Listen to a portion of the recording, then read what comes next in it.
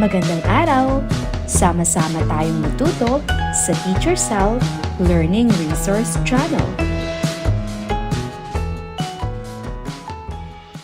Revised K-12 Curriculum, Araling Panlipunan 5, Quarter 4, Week 2. Mga pandaigdigang pangyayari na nagpausbong ng nasyonalismong Pilipino. Pandaigdigang pangyayari, Cadiz Constitution, La Ilustrasyon, Age of Enlightenment. Pag-usapan ninyo kung ano ang kahulugan o ugnayan ng awitin sa iba't ibang larawan. Ibahagi nyo sa klase ang inyong sariling opinyon tungkol dito. Unang larawan. Mahusay, ipinapakita nito ang ideya ng kalayaan at karapatan ng mamamayan. Nakaimpluwensya ito sa pagnanais ng mga Pilipino na magkaroon ng makatarungang pamahalaan. Ikalawang larawan. Ipinapakita nito ang mga Pilipinong edukado na nagbahagi ng mga bagong ideya tungkol sa reforma at pagbabago sa lipunan. Ikatlong larawan. Ipinapakita nito ang pagbibigay halaga sa isip, kaalaman at kalayaan. Naging inspirasyon ito sa pakikibaka laban sa pang-aapi. Hinihingi ng makikitang chart ang iyong inisyal na pag-unawa patungkol sa aralin. Punan ang hinihinging impormasyon sa bahaging K, W at H. Ano ang nalalaman ko? Ano-ano ang gusto ko pang malaman? Paano ko pa ito matututunan? Ano-ano ang natutuhan ko? Tingnan ang larawan ng mabuti pagkatapos ay sagutin ang mga sumusunod na tanong. Ano ang epekto ng kaisipang liberal sa pag-usbong ng damdaming nasyonalismo? Nakatulong ang kaisipang liberal sa paggising ng kamalayan ng mga Pilipino tungkol sa kalayaan, karapatan at pagkakapantay-pantay, kaya umusbong ang damdaming nasyonalismo. Ano ang epekto ng ilustrasyon sa Pilipinas sa pag-usbong ng kamalayang kabayan? Naging daan ang La Ilustrasyon sa pagpapalaganap ng mga ideya tungkol sa reforma, kalayaan at pagmamahal sa bayan, kaya mas naging mulat ang mga Pilipino sa kanilang pagiging isang bansa. Suriin niyo ang larawan na may kaugnayan sa naunang gawain.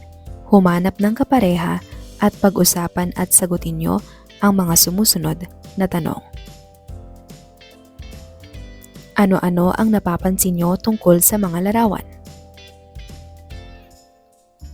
Ang mga larawan ay nagpapakita ng mahalagang ideya at pangyayari tungkol sa kalayaan, edukasyon at pagbabago ng kaisipan.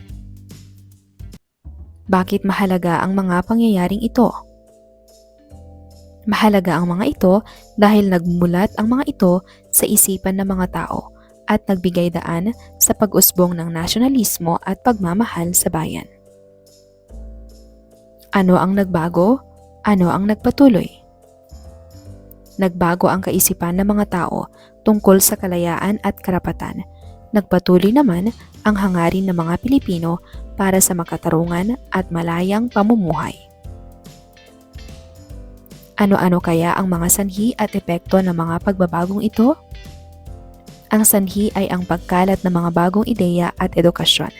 Ang epekto naman ay ang paggising ng kamalayang makabayan at ang pagkilos para sa pagbabago.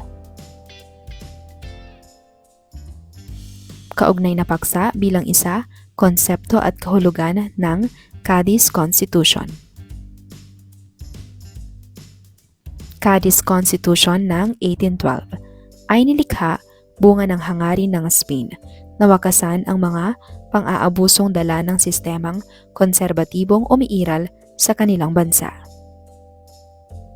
Kahalagahan, binigyang halaga sa nasabing konstitusyon ang mga ideyang liberal, gaya ng karapatan sa pagboto ng mga kalalakihan, Pambansang soberanya. Monarkiyang konstitusyonal. Kalayaan sa pamamahayag. Reforma sa lupa. Malayang kalakalan. Ventura de los Reyes, isang mayamang Pilipino na ipinadala sa Cadiz at nahalal bilang kinatawan.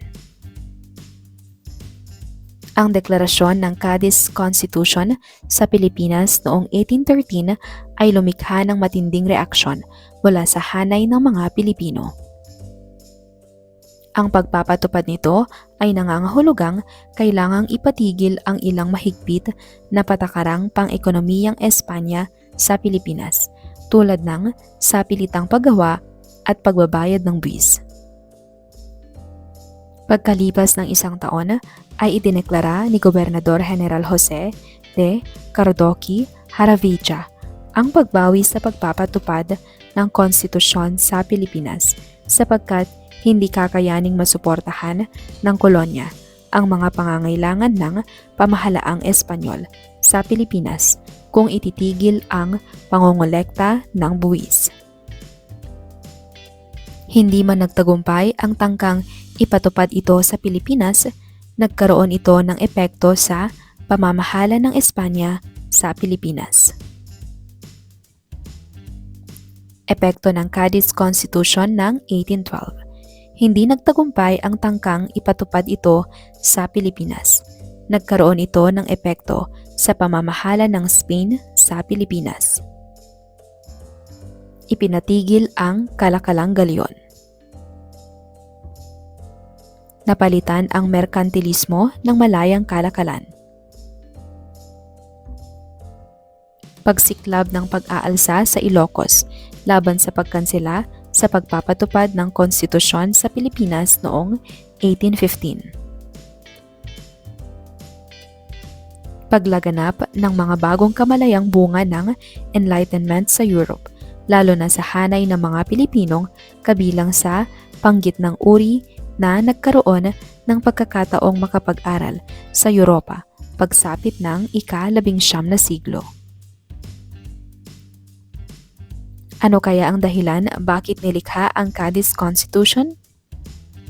Nilikha ang Cadiz Constitution upang limitahan ang kapangyarihan ng hari, bigyan ng karapatan ang mamamayan at magpatupad ng makatarungan at makabagong pamahalaan sa ilalim ng impluwensya ng Enlightenment. Bilang mamamayang Pilipino, ano ang gusto mong baguhin sa Cadiz Constitution? Ipaliwanag ang sagot. Gusto kong baguhin ang bahagi na hindi lubos na nagbibigay ng pantay na karapatan sa mga Pilipino. Dapat sana ay binigyan ng tunay na boses at representasyon ang mga Pilipino sa pamahalaan upang maging patas at makatarungan ang pamumuno. Humanap ng kapareha. Bilang pares, lumikha ng isang bagong konstitusyon na nakabatay sa mga prinsipyo ng Konstitusyong Cadiz at sa mga pangangailangan ng kasalukuyang panahon.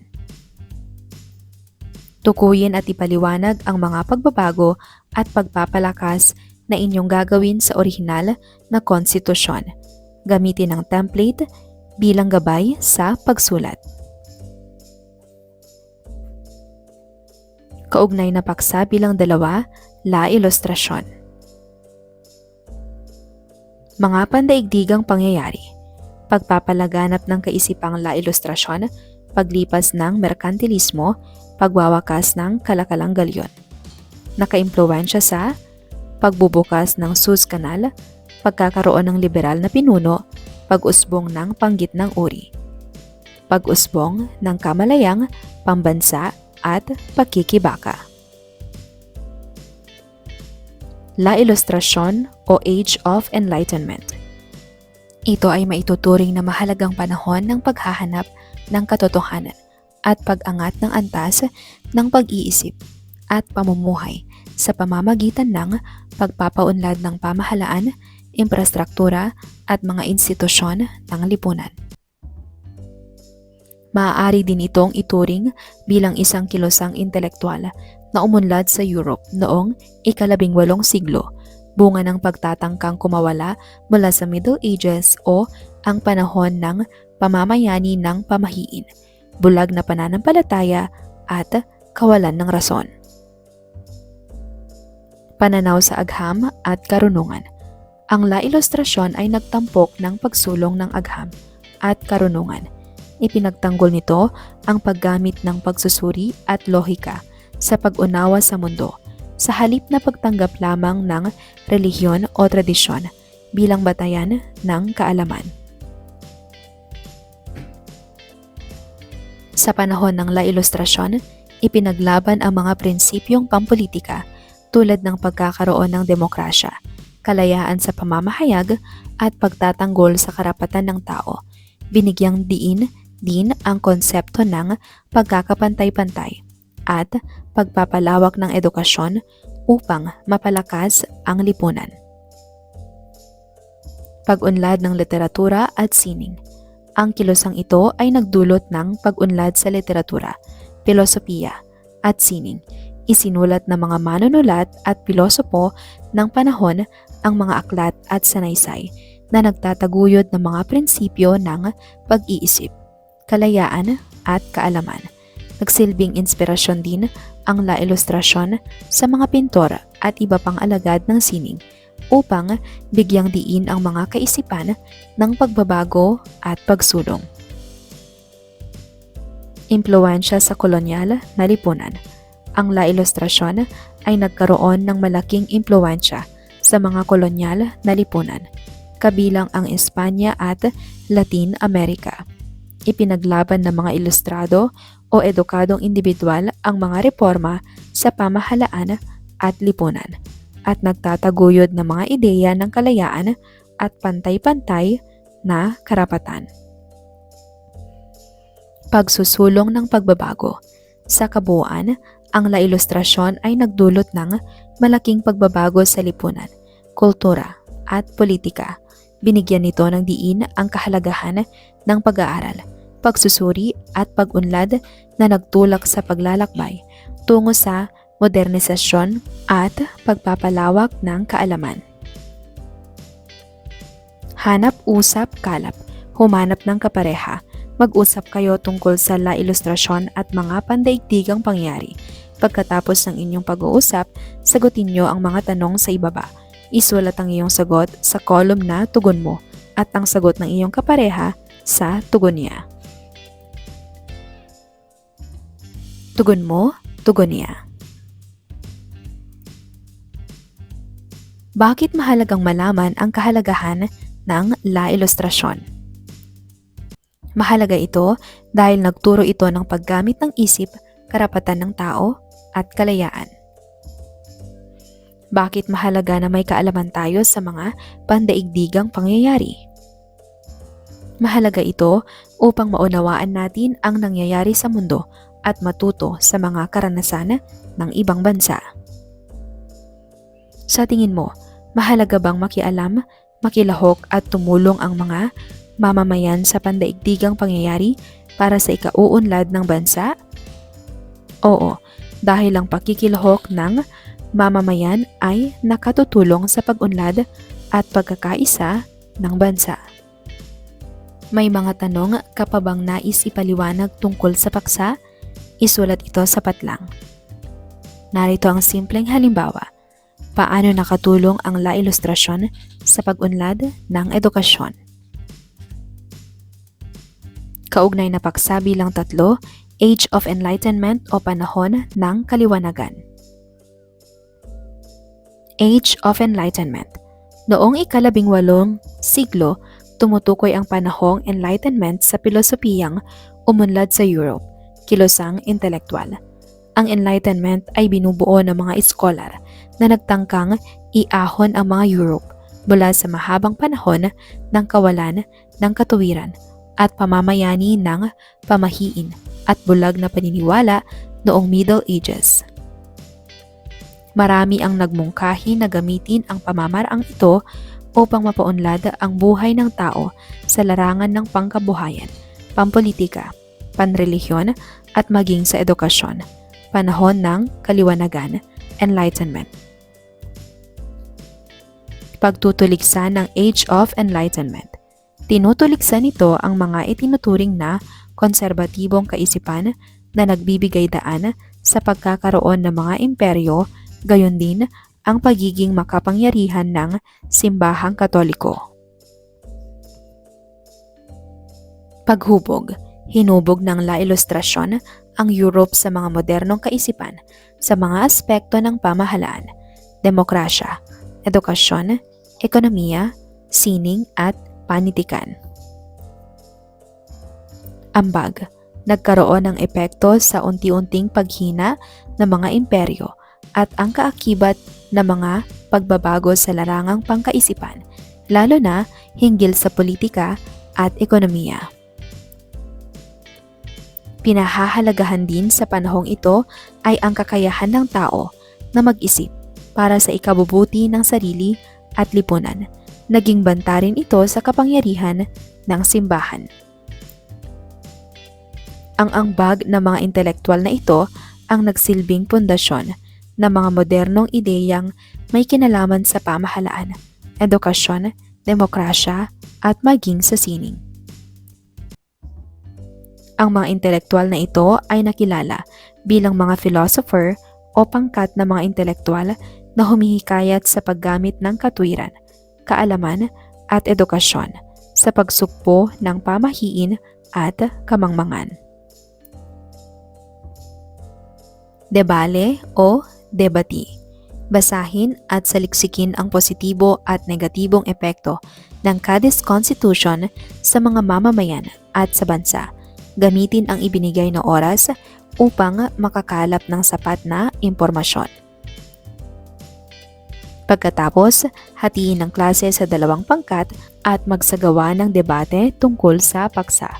Upang maging maayos ang inyong paghahanda, gumawa ng outline ng inyong mga argumento batay sa ibinigay na halimbawa.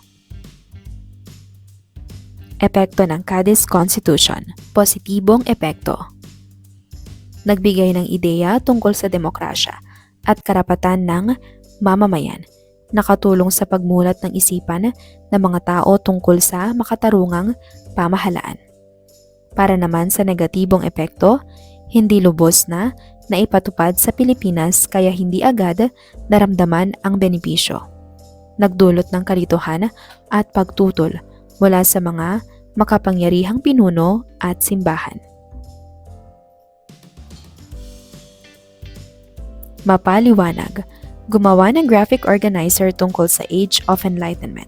Isulat sa gitna ang Age of Enlightenment at ilagay sa mga kahon sa paligid ang mga mahalagang natutuhan o konsepto tungkol dito. Gamitin ang graphic organizer na ibinigay bilang gabay.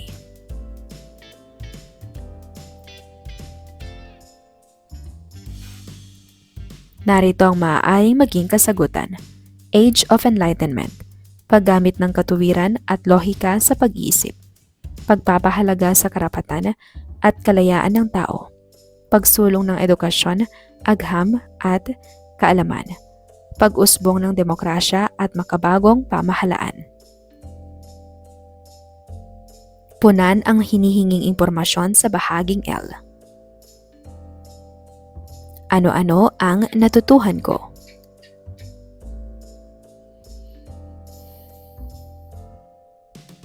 Bumunot ng isang larawan mula sa kahong yaman.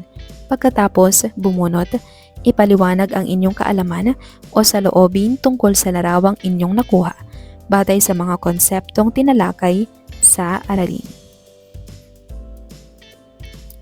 Emoji exit ticket. Sagutin ang emoji exit ticket. Form bilang hudyat ng pagtatapos ng aralin. Piliin at bilugan ang emoji na nagpapakita ng iyong naramdaman at sagutin ng mga tanong na nakasaad.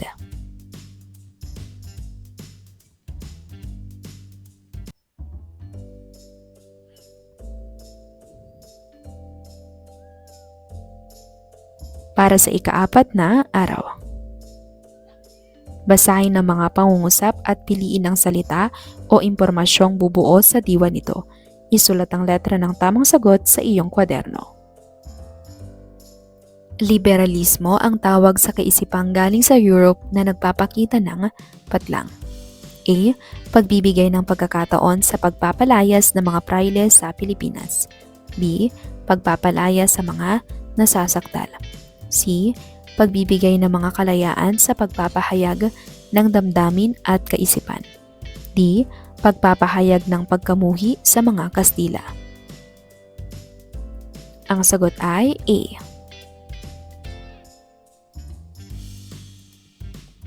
Nang binuksan ang Suez Canal, napaikli sa isang buwan ang paglalakbay mula sa Europe patungo sa A. Maynila, B. Cebu, C. China. Ang sagot ay A. Maynila. Itinaguyod ng French Revolution ang konsepto ng A. Kalayaan, kaibigan at kapatiran. B. Kalayaan, pagkakapantay-pantay at kapatiran. C. Pagkakapantay-pantay, pagmamahalan at makatao. D. Kapatiran, kaguluhan at kagubatan. Ang tamang sagot ay B. Kalayaan, pagkakapantay-pantay at kapatiran. Ang deklarasyon ng Cadiz Constitution sa Pilipinas ay nangyari noong A. 1913, B. 1819, C. 1813, D. 1713. Ang sagot ay C. 1813. Ang hindi ganap na naipatupad ang Cadiz Constitution sa Pilipinas ay nagdulot ng iba't ibang reaksyon sa mga Pilipinong katutubo ng Sarat, Ilocos Norte noong A. 1815, B. 1915, C. 1715, D. 1816. Ang sagot ay A. 1815. Ang patlang ay nagbigay daan upang matigil ang kalakalang galyon noong 1815. A. Manila, Acapulco. B. Barter Trade. C. Cadiz Constitution. D. La Ilustración. Ang sagot ay C. Cadiz Constitution. Sino ang bagong gobernador general na nakilala sa kanyang liberal na pamamahala sa Pilipinas noong panahon ng nasyonalismo? A. Carlos Maria de la Torre. B. Carlos Garcia. C. Carlos Romulo. D. Andres Bonifacio. Ang tamang sagot ay A. Carlos Maria de la Torre.